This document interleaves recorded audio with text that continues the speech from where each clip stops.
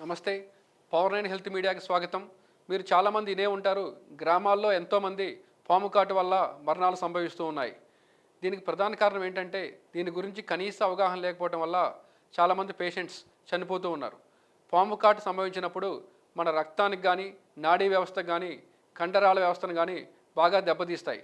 పాము కాటు కరిచినటువంటి ప్రదేశంలో బాగా వాపు సంభవిస్తుంది, పెయిన్ వస్తుంది, బర్నింగ్ సెన్సేషన్ వస్తుంది, ఊపిరి పీల్చుకోవడం కూడా కష్టంగా ఉంటుంది, కళ్ళు తిరుగుతూ ఉంటాయి, తల నొప్పిగా ఉండే అవకాశం ఉంది, వామిటింగ్ సెన్సేషన్ కూడా వచ్చే అవకాశం ఉంది, కండరాలు బాగా వీక్ అయిపోయి నీరసించిపోతాడు, కొన్నిసార్లు మాట్లాడడం కూడా కష్టంగా ఉంటుంది.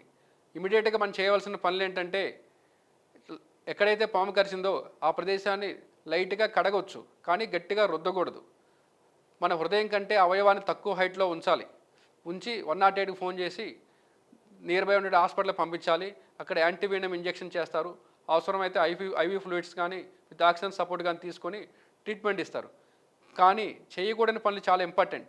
గట్టిగా కట్టడం కానీ, పొద్దునైన పరికరంతో అక్కడ కట్ చేసి రక్తాన్ని పీల్చడం కానీ, నిమ్మకాయ లాంటి రసం అక్కడ పిండడం కానీ, ఏమన్నా ఆయింట్మెంట్లు ట్యూబులు కానీ దానికి అప్లై చేయడం కానీ పొరపాటును కూడా చేయకూడదు. దీనివల్ల ఆలస్యం అయిపోయి రోగి యొక్క ప్రాణాలకే ప్రమాదం సంభవించవచ్చు. దయచేసి ఇటువంటి పనులు ఎప్పుడూ చేయవద్దు. Thank you.